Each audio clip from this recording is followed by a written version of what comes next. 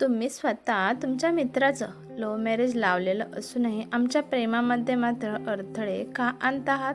संध्याकाळी ऑफिसमधून बस स्टॉपवर पोचलो. तोच अचानक माझ्यासमोर आलेल्या एका 20-22 वर्षाच्या मुलीने मला खडसावलं. आधी मी भांबावलं खरा, पण लगेच माझी टूप पेटली. समोर भेळ खात खात निवांत बोलायचं का आपण? रस्त्याच्या दुसऱ्या बाजूला असणाऱ्या भेळेच्या गाडीकडे बोट दाखवत मी विचारलं. काहीही आडेवेडे न घेता ते तयार झाले. यावरून तिला माझ्याशी बोलण्याची निकट जाणवत होती. रस्ता क्रॉस करताना तेजसला मेसेज पाठवला. उत्तराऐवजी त्याने फोन केला आणि तिच्या भेटीची पार्श्वभूमी माझ्या लक्षात आली. 10 वर्षांपूर्वी वैभव ह्या आमच्या जिवलग मित्राचा प्रेमविवाह तेजस व आम्ही इतर मित्रांनी मोठ्या विरोधानंतर घडवून आणला होता. हा अनुभव घेतल्यानंतर तेजसने इतर प्रेमी जीवांचे मिलन घडवून आणण्याचा विडा उचलला. त्यासाठी त्याने 2-4 समविचारी मित्र मिळून एक संस्थाही उभारली होती. कुणाला प्रेमविवाह करायचा आहे याचा शोध घेऊन ही संस्था त्या प्रेमी जोडप्याला कायदेशीर, आर्थिक आणि गरज पडली तर दंडभुजा थोपटून मदत करायची. मात्र त्याच्या संस्थेला जमेल तेवढी आर्थिक मदत करण्यापलीकडे मी त्या भानगडीमध्ये कधीच इंटरेस्ट घेतला नाही. तो मात्र नवीन जीवांचे संस्कार उभे करण्यापासून संसाराच्या झळा बसायला लागल्यावर त्यांच्या सुरू होणाऱ्या कुरबुरी सोडवण्यापर्यंत सगळे उद्योग करायचा. नंतर प्रेमविवाह करण्यास इच्छुक जोडपे कमी यायला लागले आणि त्याची संस्था म्हणजे तो एकटाच. बाकी सभासद कॉलेजनंतर आपापल्या उद्योगांना लागले होते. आधी प्रेमविवाह केलेल्या जोडप्यांच्या एकमेकात होणाऱ्या वादविवादातच अडकून पडले. शेवटी काही प्रकरणं दिवसपर्यंत जाऊन पोचले. पण तेजस खरा कुलमडला तो प्रेमविवाहानंतर. 2 वर्षांनी एक मुलीने केलेल्या आत्महत्येनंतर. तो प्रेमविवाह त्यानेच घडवून आणला होता. भयंकर मनस्ताप त्याने आपली संस्था कायमची बंद केली. त्या गोष्टीलाही आता 4 वर्ष झाली. तर अशा या तेजसच्या बायकोचा मनोज हा सक्का भाऊ आणि मनोज नावाच्या त्या प्रेमात अखंड बुडालेल्या प्रेमपाखराची मानसी नावाची ही प्रेयसी. आपली पाणीपुरी भराभरा संपवल्यानंतर माझी पाणीपुरी संपायची डोळे वाटारून वाट पाहत होती मी मानसी. शेवटी तिचा संयम संपलाच. माहिती मला खाणार काय?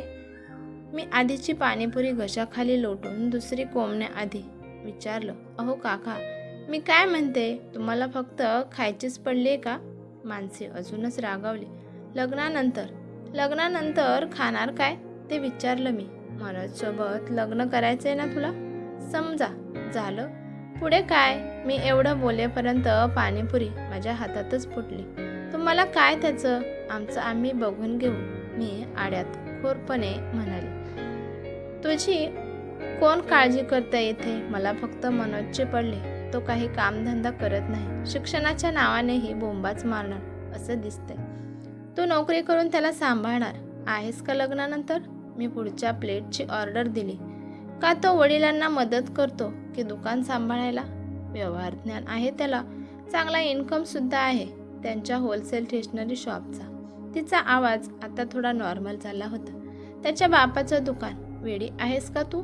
मी चांगला ओळखतो माझ्या मित्राच्या सासऱ्याला. अजून त्यांच्यापर्यंत तुमचं प्रकरण पोचलं नाही म्हणून ठीक आहे. जेव्हा माहीत पडेल ना, त्याच्या पुढच्या क्षणी लात मारून घराबाहेर काढतील ते मनोजला. मनोज हा एकुलता एक मुलगा असला तरी त्या म्हाताऱ्याची विचारसरणी ठाम आहे. जेव्हा मनोज हा तुला रस्त्यावर सापडलेला अनाथ प्रियकर आहे असं समजून पुढचा विचार कर. माझी प्लेट आली होती आणि माझा बॉम्ब पण जबरदस्त होता. त्यामुळे अख्खी प्लेट संपेपर्यंत ABCDने मला डिस्टर्ब केलं नाही. का? काय झालं?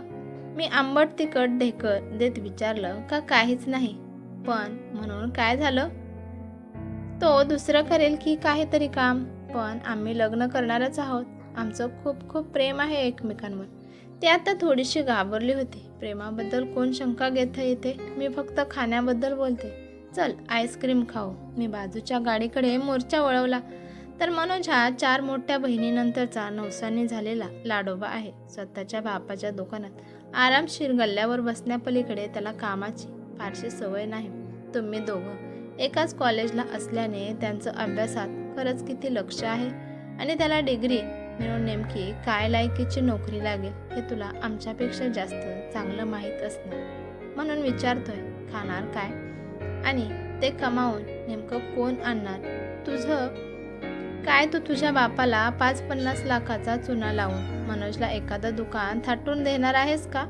तुझ्या घरची परिस्थिती मला माहीत नाही, पण तसं असेल तर उत्तम. तू बिनधास्त त्याच्याशी लग्न करू शकतेस. हवं तर सह्या करायला मी येतो. कपामध्ये पागळणाऱ्या आईस्क्रीमकडे माझं लक्ष गेलं. तुम्ही उगाच घाबरवताय मला. आमचे लग्न होऊ नये असं वाटतंय ना तुम्हाला? पण मी खंबीर आहे. मला आत्ता नोकरी लागू शकते. मनोजसुद्धा करेलच की काहीतरी कामधंदा. प्रेम सगळं शिकवतं माणसाला. त्याच्या वडिलांनी काढलं तर काढू देत त्याला घराबाहेर. असं म्हणत तिने आईस्क्रीमचा रिकामा कप डस्टबिनमध्ये फेकला. आता पर्यायच नव्हता. आईस्क्रीमचे पैसे देऊन मी चिल्लर खिशात घातली व आम्ही पुन्हा बस स्टॉपकडे निघालो. मनोज 4 दिवसांपासून कॉलेजला का आला नाही माहीत नसेलच ना तुला? मी विचारलं. नाही, पण त्यांच्या घरी नक्की काहीतरी प्रॉब्लेम झाला असणार. हे त्याचा फोन कंटिन्यूअस बंद यायला लागला तेव्हा मला कळून चुकलं. म्हणून तर मी सरळ तेजसजींच्या ऑफिसमध्ये जाऊन धडकले. त्यांनी मला मनोजबद्दल काहीही सांगायला नकार देऊन तुमच्या मैत्रीचे संदर्भ दिले फक्त. त्यामुळेच मला कळालं की तुम्हीही एकेकाळी तुमच्या मित्राचं लव्ह मॅरेज लावलेलं आहे. तुम्ही हो म्हणालात तर ते सुद्धा आमच्या लग्नाला परवानगी देतील म्हणे. जसं काही आम्ही तुमच्यावरच अवलंबून आहोत. मानसीच्या माझ्यावरच्या रागाचं खरं कारण आत्ता कळालं. तेजसने जरा जास्त दीड शहाणेपणा करून ठेवलेला दिवस होता. बरं, आता लक्षात देऊन ऐक. एक मुलगी म्हणून मला फक्त तुझीच काळजी वाटते हे समजून घे. 4 दिवसांपूर्वी वडील गावाला गेलेत हे पाहून मनोजने त्याच्या आईला तुझ्याबद्दल सांगितलं. त्याला वाटलं लहानपणापासून आपले सगळे लाड पूर्ण होत आलेत, हा सुद्धा पूर्ण होईल. त्याच्या आईने लेकजे जावायला बोलावून घेतलं. तेजसच्या बायकोने मनोजचे चांगलेच कान उपटले. तेव्हापासून तो आम्ही म्हणाल असं वागेन मी, तुम्ही म्हणाल असं वागेन मी, फक्त मानसीला समजावून सांगा असं म्हणतोय. तुला भेटायची त्यांच्या घरात कुणाचीच इच्छा नसल्याने शेवटचे हे काम माझ्यावर सोपवण्यात आलं. तू तेजसच्या ऑफिसवर जाऊन धडकली नसतीस तरी येत्या शनिवारी मी तुला शोधत येणारच होतो. तुला भेटण्याआधी मनोजचं नेमकं म्हणणं तरी काय आहे हे जाणून घेण्यासाठी मी त्याच्याकडे गेलो. तिथली परिस्थिती तापलेली आहे. मनोजचा मोबाईल त्याच्या बहिणीने काढून घेतला आणि त्याला घराबाहेर पडण्यास मनाई आहे. घरच्यांकडून अशा प्रतिसादाची अपेक्षा नसल्याने मनोज एकदम ढेपाळून गेलाय. रागावू नकोस, पण मी तुला भरपूर झापलं आणि एकच ऑफर दिली. त्याने ती स्वीकारली असती तर मनापासून सांगतो मी स्वतःच तुमचं लग्न लावून दिलं असतं. मी म्हणालो, ऑफर काय होती? मानसीने विचारलं. तुझ्याशी लग्न करायचं असेल तर आत्ताच्या आत्ता स्वतःच्या हिमतीवर घराबाहेर पड असं मी त्याला सांगितलं. मग काय म्हणाला तो? बिचारा जीव टांगणीला लागला होता. काहीच नाही, तो फक्त शुद्ध नजरेने आड्याकडे पाहत बसला. तुला प्रामाणिकपणे सांगतो, माझं जीवापाड प्रेम आहे त्या मुलीवर. मी लग्न करेन तर तिच्याशीच. तिला तरी स्वीकारा किंवा मला तरी विसरा असं म्हणून तो त्याच क्षणी घराबाहेर पडला असताना तर मी त्याच्या घरच्यांचं मन वळवून तुमच्या लग्नाला होकार मिळवला असता. पण त्याच्या लटपटणाऱ्या पायांमध्येही बळ नव्हतं ना, त्याच्या अडखळणाऱ्या जिभेमध्ये. तो तसाच बसून राहिला आणि मी तुझी भेट घ्यायचं नक्की केलं. प्रेम करणं ठीक आहे बेटा, पण संसार थाटून तो पूर्णत्वास नेणं हे फारच मोठं दिव्य असतं. लग्न झाल्यावरच प्रेमाची खरी परीक्षा सुरू होते. प्रेम विवाहातील मोठी अडचण अशी की ही परीक्षा देणाऱ्या दोघांच्याही पायात घट्ट बळ असावं लागतं. सगळ्या जगाशी लढण्याची ताकद ठेवावी लागते स्वतःच्या मनगटात. आता मला सांगा, स्वतःचं प्रेम पूर्णत्वास नेण्यासाठी ज्याच्या स्वतःच्या धमन्यांमधलं रक्त उसळत नाही अशा परोपजीवी मुलाच्या खांद्यावर डोकं ठेवून तू संसाराच्या महाभारतात उतरणार आहेस का? आणि काळजी करू नकोस, उद्यापासून पुन्हा पाठवतोय मी मनोजला कॉलेजमध्ये. फक्त आज रात्रभर मी जे सांगितले त्यावर शांतपणे विचार कर आणि मगच त्याला भेट. महत्त्वाची सूचना, आपली भेट झाली हे कळू न देता त्याला नेमकं काय म्हणायचंय ते समजून घे. कुठलाही निर्णय घ्यायची घाई करू नकोस. सगळ्या शंकांचं निरसन करण्यासाठी मी आहेच. मला भेटण्यासाठी कुठलाही किंतु परंतु नको. आयुष्य तुझं आहे, निर्णय तुझा असेल, हा माझा शब्द आहे. आणि हो, पुढच्या वेळी घरी ये. आमच्या जॉईंट फॅमिलीमध्ये मन रमेल तुझं. मोकळा श्वास घ्यायला आणि आयुष्य बदलणाऱ्या वळणांना सामोरं जाण्यासाठी उत्कृष्ट वातावरण असतं. जॉईंट फॅमिली म्हणजे अहंकार बाजूला ठेवून मन मोकळं करता आलं पाहिजे. फक्त एवढं सांगून मी मानसीचा निरोप घेतला. ती बसमध्ये चढत असताना ह्या एवढ्याशा मुलीला हे सगळं पचनी पडेल का याचा मी विचार करत होतो. पण साल्या, तू तुझ्या स्वतःच्या डोक्यावर का पाप मारून घेतोयस? उद्या समजा तुला नेमकं काय म्हणायचं ते त्या मुलीला खरोखरच समजलं तर होणाऱ्या प्रेमभंगाला तू जबाबदार असशील. वैभव पोट तिडकीने बोलत होता. मी तिला परिस्थिती समजावून सांगतोय फक्त. मी हात वर केले. पण तुला गरजच काय? आणि ती किती जणांना समजतं रे तुझं एवढं खोलवर तत्वज्ञान? प्रेम आंधळ असतं रे राजा. एकतर तुम्ही त्यांचं प्रेम पूर्ण करायला सपोर्ट केला पाहिजे, अन्यथा थोबाड बंद ठेवायला पाहिजे. नाहीतर प्रेमाचे शत्रू असलेल्या जगात तुमची गणती झालीच म्हणून समजा. वैभव म्हणाला. स्वतःच्या अनुभवावरून सांगतो हेच ना? मी मोठ्याने हसत त्याच्या पाठीवर थाप मारली. तसं मन हवं तर माझं आणि गीताचं लग्न झालं त्याआधी मला असंच वाटायचं. सपोर्ट करणारे तुम्ही मोजके मित्र सोडले तर बाकी अख्ख्या जगाला आग लावायची तयारी होती. त्यावेळी त्याने प्रांजळपणे कबूल केलं. इतकं महत्त्वाचं असतं का रे प्रेम पूर्ण होणं? नाही म्हणजे सगळ्या जगाला आग लावण्या इतपत? मी विचारलं. तुझाच घोगरा आवाज माझ्या प्रश्नाचं उत्तर देतोय मित्रा. अजूनही झुरतोय ना तिच्यासाठी? वैभव सहानुभूतीने म्हणाला. झुरतो असं नाही, पण येते कधी कधी आठवण. कुठला तरी कप्पा आठवूनच बसले ती काळजाचा. त्याला आता तरी काय करणार आणि मी तरी काय करणार? चालायचंच.